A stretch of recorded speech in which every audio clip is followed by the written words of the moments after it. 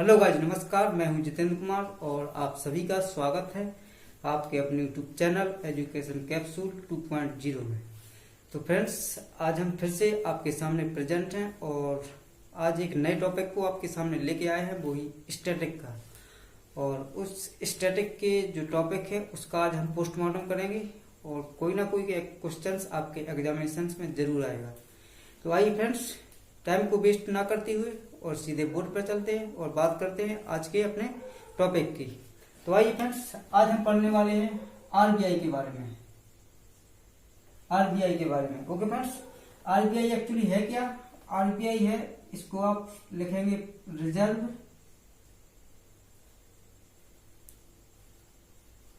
Bank of India, भारतीय reserve bank, भारतीय reserve bank. Okay friends, भारतीय रिजर्व बैंक। एक्चुअली बात क्या थी कि 1920वीं शताब्दी में जो भारत था, भारत की जो आजादी का जो दौर चल रहा था, स्वतंत्रता की मांग चल रही थी, उसी समय एक ब्रिटिश सरकार के द्वारा एक अधिनियम लाया गया कि ब्रिटिश सरकार का उस समय क्या था, उस समय उसका सत्ता था भारत पर, गुलाम था भारत। तो उस समय ब्रिटिश सरकार का अधिनियम एक कमीशन के द्वारा एक कमीशन आया ब्रिटिश सरकार का। कमीशन कौन सा आया?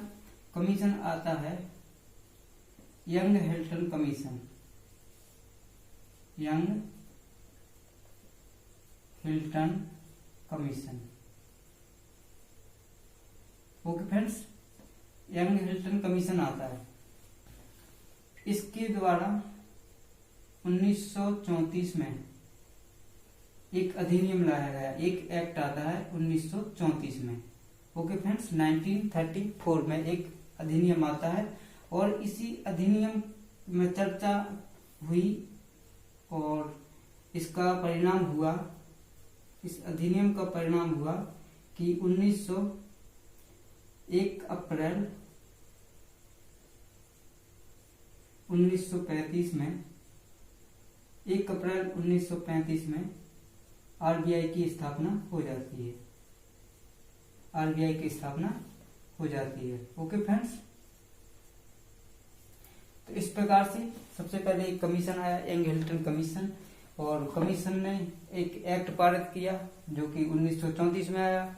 और इसी एक्ट का परिणाम था कि भारत में आरबीआई की स्थापना हो जाती है 1 अप्रैल 1935 में। ओके फ्रेंड्स, इसी कतार के चलते हुए जब 1935 में आरबीआई की स्थापना होती है तो इसका जो हेडक्वार्टर था तो वो था कोलकाता में। ओके फ्रेंड्स, कोलकाता में इसका हेडक्वार्टर। चूंकि उस समय पर ब्रिटिश सरकार था, उसका ज्यादा सत्ता बंगाल वाले क्षेत्र में ज्यादा अधिकार जमाई बैठी थी, इसीलिए उसका हेडक्वार्टर स्थापित किया ब्रिटिश सरकार के द्वारा कोलकाता में। लेकिन कुछ समय बाद 1937 में इसका हेडक्वार्टर ट्रांसफर होके कहा जाता है? मुंबई आ जाता है। ओके फ्रेंड्स, तो कब आया कोलकाता से? 1937 में जो आरबीआई है इसका हेडक्वार्टर कोलकाता से मुंबई में ट्रांसफर हुआ। ओके फ्रेंड्स, इस बात को याद रखिएगा। तो आइए फ्रेंड्स, अब जान लेते हैं कुछ और फैक्ट के बारे में आरबीआई के। तो आरबीआई के कुछ फैक्ट के बारे में जानने से पहले इसके एक बैंकिंग रेगुलेटिंग एक्ट आता है, banking regulating act, banking regulating act कब आता है? ये आता है 1949 में।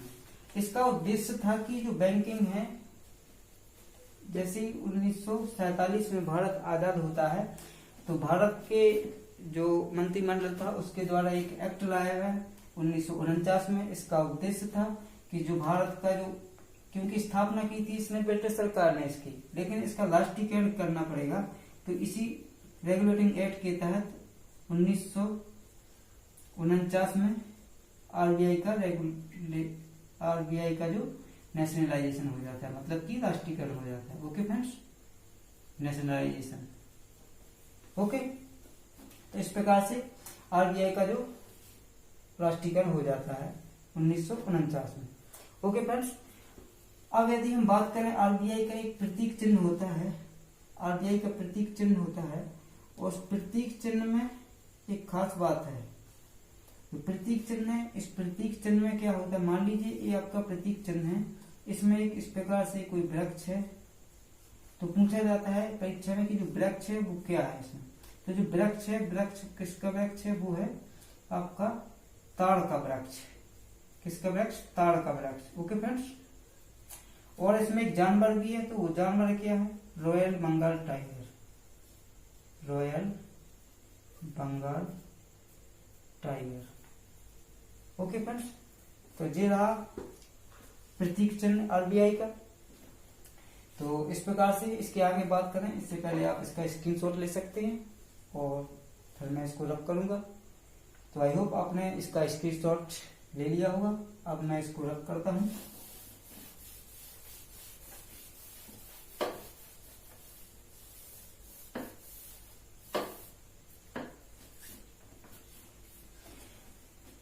तो आरबीआई का उद्देश्य क्या था, मैं एक्चुअली इसको पहले बताना चाहिए था, लेकिन चलिए कोई बात नहीं, आप समझ जाएंगे। इसका उद्देश्य था कि जो विदेशी मुद्रा का विनिमय करना, विदेशी जो मुद्रा है, विदेशी मुद्रा का विनिमय करना और अपनी मुद्रा का निर्माण करना और नियमन करना। ओके फ्रेंड्स, विदेशी मुद्रा का विनिमय करना, जिसको आप फॉरेक्स के नाम से जानते हैं,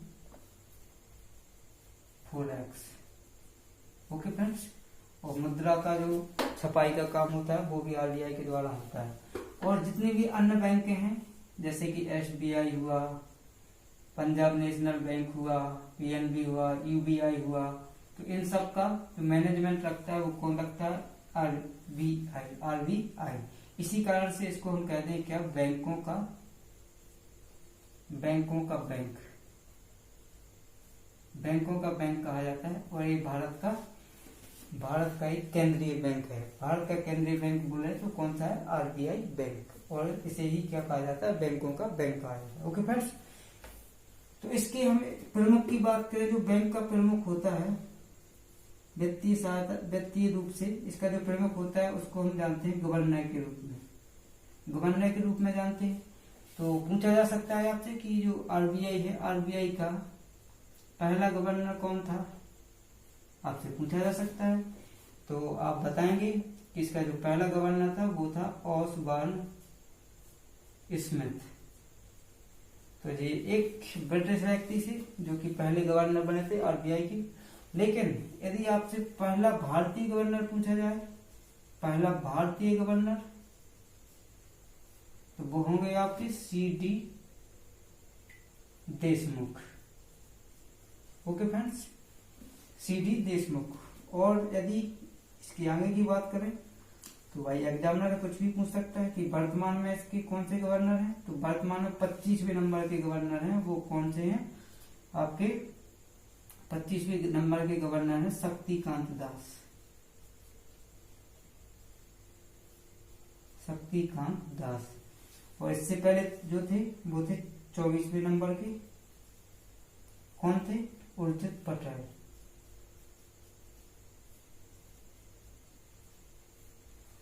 ओके फ्रेंड्स, तो इस प्रकार से ये था अपना आज के टॉपिक का पोस्टमार्टम।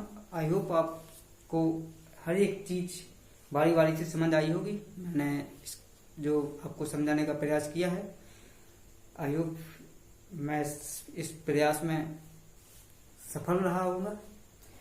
तो आप इसको एक बार नहीं तो 2 बार देख के आप इन सभी जो स्टैटिक क्वेश्चन है, जैसे कि तैसे क्वेश्चन आपको हर एक एग्जामिनेशन में मिल जाते हैं।